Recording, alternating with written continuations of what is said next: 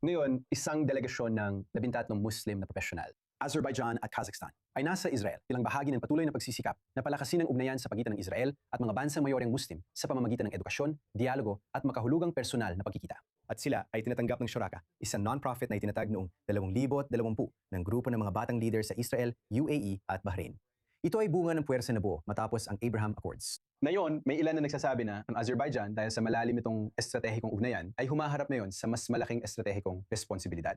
Ang Baku ay lumilitaw bilang isa sa ilang kabisera na kaya mapanatili ang konstruktibong relasyon sa halos lahat ng bansang kasangkot sa kasalukuyang digmaan. Isang natatanging posisyon upang makatulong sa kapayapaan sa rehiyon, pinapanatili ang dialogo kung saan hindi ito magawa ng iba. Kasama natin ngayon sa studio ang isa sa mga kalahok ng delegasyon. Narito ako kasama si Svetlana Novak.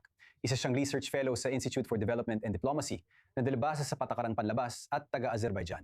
Kaya, maligayang pagdating muna dito sa studio. Napakaganda, nabanggit niya na ang Shuraka ang nagdala sa inyo rito sa tulong ng Claims Conference. At ito ay isang napakagandang inisyatiba na ginagawa nila ngayon dito. At nakakatuwa ito sa personal na antas. Alam mo, nagkwentuhan tayo tungkol dito nung break na nandito ka sa bansa kasama ang grupong ito. Tingnan mo, ang lumalalim na relasyon ng Israel sa Azerbaijan at Kazakhstan. Sa tingin ko, ay nagpapakita ng mahalagang papel na maaring gampanan ng mga bansang mayoryang Muslim sa pagsusulong ng pangrehiyong pag-unawa at kooperasyon. Sa tingin ko, sa huli, wala nang mas mahalaga kaysa sa simpleng pagkikita ng bawat isa. Kwentuhan mo naman kami ng kaunti tungkol sa damdamin yan or kung anong nagtulak sa'yo para sumama sa biyaheng ito. Maraming salamat sa pag-imbita sa akin. Ikinagagal akong narito ako. Ikinagagal akong makapunta sa Israel. Unang beses ko dito. At nagpapasalamat ako sa Organisasyong Shuraka sa kanilang mahusay na trabaho sa pagsusulong ng Abraham Accords. At gusto ko ring banggitin, ito ang unang delegasyon mula sa Azerbaijan at Kazakhstan. Kaya naman tunay na isang karangalan na narito ako. Sa tingin ko, pagdating sa Azerbaijan, tulad ng nabanggit mo, ang Azerbaijan ay may multi-vectoral na pamamaraan sa panlabas na pulisya, na ibig sabihin ay pinananatili nito ang maganda at practical na ugnayan sa lahat ng mga bansa. At yan ang isa sa mga bagay na mahalaga. Kapana, panabik at kahanga-hanga. Talagang kakaiba. Talagang kakaiba, talagang kahanga-hanga. At lalo na pagdating sa Israel, nagkaroon na tayo ng diplomatikong ugnayan mula pa noong 1992. At ang isa sa mga tradisyonal nating darama ng kooperasyon ay ang enerya. Matagal na nagsusupply ang Azerbaijan ng krudong langis sa Israel sa pamamagitan ng ating pambansang kampanya ng langis, ang SOCAR. At meron din tayong kooperasyon sa sektor ng depensa, napakahalaga niyan.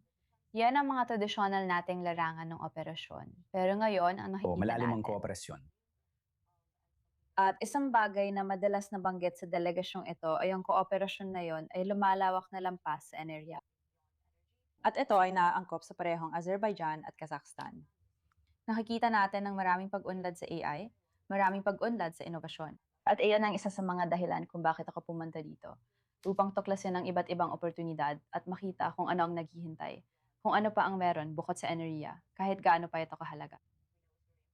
Alam natin na napakahalaga nito, pero malaking diin talagang ibinigay sa inobasyon, sa AI, sa digital na inobasyon at iba pa. Nakarating ka sa tamang lugar, walang duda. Sila bang nakakita sa'yo? O ikaw ang naghanap ng oportunidad na ito? Ibig kong sabihin, saan talaga nabuo ang koneksyon na ito? Ikaw ba ay isa sa mga nirecruit nila, sa madaling salita? Oo, sa tingin ko, nangyari ito dahil sa rekomendasyon. Paano naman, alam mo, ikwento mo naman sa amin ng kaunti ang tungkol sa agenda ng delegasyon na ito. Ano ang pinagagawa nila sa inyo? Ano mga uri ng aktibidad o karanasan? Siguro dagdag pa doon, alam mo, ikaw ba? Ibig ko sabihin, alam kong kakasimula pa lang. Sa tingin ko, 3 araw pa lang tayo. Kaya malinaw na marami ka pang haharapin dito. Pero interesado akong malaman kung pakiramdam mo ba ay may mga bagong bagay kang natutuklasan na hindi mo pa alam dati o mas pinapalalim lang ito ang mga naintindihan mo na. Ibig kong sabihin, baka kombinasyon ng dalawa. Talagang kombinasyon siya ng dalawa. Hindi ko ito inaasahan kahit na nakita naman namin ang agenda bago pa man. Pero mas malaki at mas marami talaga ang programa kaysa sa inaakala namin. Siksik talaga ang schedule pero sa pinakamagandang paraan. Marami kaming natutunan tungkol sa kultura, kasaysayan at relihiyosang aspeto. Halimbawa, 2 araw kaming nasa Jerusalem at nakita namin ang lumang lungsod. Nakita din namin ang Western Wall. Nakita din namin ang Al-Aqsa Mosque. Pero bukod doon, kasama rin sa programa ang maraming bahaging pang-edukasyon. Nagkaroon kami ng lektura tungkol sa Holocaust sa Yad Vashem at pagkatapos ay nagkaroon kami ng tour sa National Library. Nakatikim kami ng masasarap na pagkain. Kaya sa tingin ko, talagang pinagsama ng programa ang mga aspektong pampolitika at diplomatiko nito. Bumisita kami sa Ministry ng Ugmayang Panlabas, halimbawa kanina sa Jerusalem, na talagang kamangha-mangha rin. Pero sa kabilang banda, nakita rin namin ang kabuuan ng kultura, kasaysayan at relihiyosong aspeto. At sa tingin ko, wala nang mas magandang lugar pa kaysa dito. Naniwala ako na magkakaroon ka ng isang karanasang magbubukas ng iyong isipan. Alam ko, based sa aking karanasan at ng marami pang iba, na ang pagtuntong dito ay kakaibang karanasan.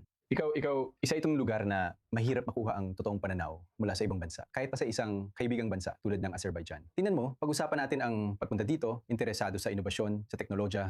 Tingnan mo, ang Azerbaijan ay tila umaangat base sa pagkakaintindi ko pagdating sa pag-akit ng dayuhang pamumuhunan sa sektor ng inobasyon at sa pag-akit ng pera sa maraming tech na kumpanya. Isa na rin itong booming na sektor doon na yun, tama ba? Oo, tama ka. Talagang booming ang sektor na yon. Oo, at sa tingin ko, ito ay isang bagay na natutunan ng Azerbaijan mula sa Israel at natutunan din ng Israel mula sa Azerbaijan. At malaking bahagi nito ay ang ating kapayapaan. Katotohanan na meron tayong kapayapaan sa ating mga bansa at kapayapaan sa mas malawak na reyon. Dahil gaya ng lagi kong sinasabi, hindi ka nag-i-invest para magkaroon ng kapayapaan. Nag-i-invest ka dahil may kapayapaan at meron tayong kapayapaan sa ating paligid. Tama. Gumaganda ang ugnayan sa Armenia at mga bagay na gaya nito. At nakakaakit sila ng maraming venture capital. Kaya't kapanapanabik ang panahon para sa Azerbaijan, pinahahalagahan namin ang pagkakaibigan ng dalawang bansa.